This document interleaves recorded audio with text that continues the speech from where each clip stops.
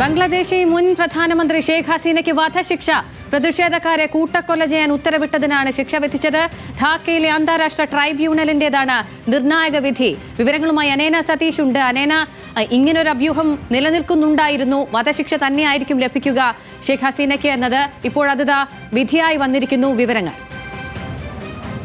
അഖില, കഴിഞ്ഞ വർഷം July 15-നും August 15-നും ഇടയിൽ നടന്ന പ്രക്ഷോഭങ്ങളെ അടിച്ചമർത്താൻ ഷെയ്ഖ് ഹസീനയുടെ നേതൃത്വത്തിലുള്ള സർക്കാർ നടത്തിയ അതിക്രൂരമായ മനുഷ്യാവകാശ ലംഘനങ്ങൾക്കെതിരായ വിധിയാണ് ഇപ്പോൾ വന്നിരിക്കുന്നത്. ഷെയ്ഖ് ഹസീനയ്ക്ക് വധശിക്ഷയാണ് ഇപ്പോൾ കോടതി വിധിച്ചിരിക്കുന്നത്. 3ഓളം കുറ്റങ്ങൾ തെളിഞ്ഞു എന്നാണ് ഇപ്പോൾ ജഡ്ജി പറയുകയുണ്ടായത്. മനുഷ്യത്വ രാശിക്കെതിരായ ഗുരുതര കുറ്റകൃത്യം ഷെയ്ഖ് ഹസീന ചെയ്തു. അതുപോലെ തന്നെ മരണത്തിന് കാരണമാവുന്ന മാരകായുധങ്ങൾ ഉപയോഗിച്ചു. കൂടാതെ ഹസീന അധികാരത്തിൽ പിടിച്ചു തൂങ്ങി നിൽക്കാൻ വേണ്ടി ബലപ്രയോഗം നടത്തി, വിദ്വേഷ പ്രസംഗം നടത്തി എന്നുള്ള കാര്യങ്ങളൊക്കെയാണ് ഇപ്പോൾ ഉത്തരവിൽ പറഞ്ഞു വെക്കുന്നത്. എന്തായാലും ധാക്കയിൽ ഇപ്പോൾ ധാക്കയിലെ പ്രതിഷേധക്കാരെ കൂട്ടക്കൊല ചെയ്യാൻ പദ്ധതിയിട്ടു. അതുപോലെ തന്നെ സാധാരണ ജനക്കൂട്ടത്തിന് നേരെ വെടിയുതിർക്കുന്നതിനായി ഹെലികോപ്റ്ററും ഡ്രോണുകളും ഉപയോഗിച്ചു. വിദ്യാർത്ഥി പ്രവർത്തകൻ അബു സയ്യിദിന്റെ കൊലപാതകം എന്നീ കാര്യങ്ങളിലൊക്കെയായിരുന്നു അന്വേഷണം നടന്നുകൊണ്ടിരുന്നത്.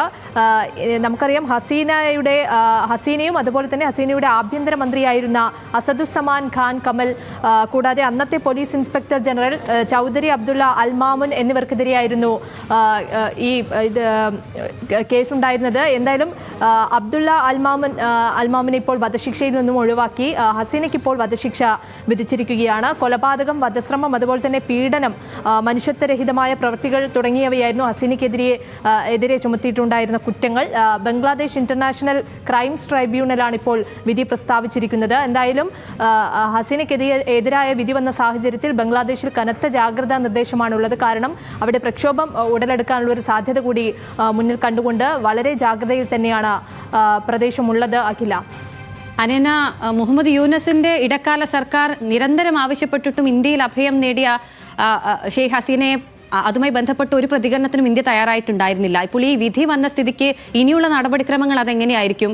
ഇതിന് ഹസീന എവിടെയാണെങ്കിലും ആ ശിക്ഷ നടപ്പാക്കുമെന്നാണ് ഭരണകൂടം പറഞ്ഞിട്ടുള്ളതും. ആ തലത്തിൽ എങ്ങനെ അതിനെ വിലയിരുത്താൻ കഴിയും? അത് ഇന്ത്യയിൽ അഭയം പ്രാപിച്ചിരിക്കുക തന്നെയാണ്. നിലവിൽ ഒരു പ്രതികരണവും ഇന്ത്യയുടെ ഭാഗത്തു നിന്ന് തന്നെ ഉണ്ടായിട്ടില്ല. എവിടെയാണെങ്കിലും ഈ വിധി എന്ത് വിധിയാണോ വരുന്നത് അത് നടപ്പാക്കുമെന്ന് തന്നെയായിരുന്നു ഈ ഇടക്കാല സർക്കാർ അടക്കം പ്രഖ്യാപിച്ചിട്ടുണ്ടായിരുന്നത്. നിലവിൽ എന്തായാലും അത്തരത്തിലൊരു പ്രതികരണം ഒന്നും ഉണ്ടായിട്ടില്ല. ഷെയ്ഖ് ഹസീനയുടെ മകന്റെ ഭാഗത്തു നിന്നും നേരത്തെ ഒരു പ്രതികരണം ഉണ്ടായിരുന്നു. ഇന്ത്യയിൽ അമ്മ സുരക്ഷിതയാണ്, ഈ വിധിയൊന്നും ബാധിക്കില്ല എന്നൊരു തരത്തിൽ ഒരു പ്രസ്താവന അദ്ദേഹം നടത്തിയിട്ടുണ്ടായിരുന്നു. മറ്റ് പ്രതികരണങ്ങളൊന്നും തന്നെ ഈ ഒരു ഘട്ടത്തിൽ പുറത്തേക്ക് വന്നിട്ടില്ല. അഖില, ശരി, അനേന സതീഷാണ് വിവരങ്ങൾ നൽകിയത്.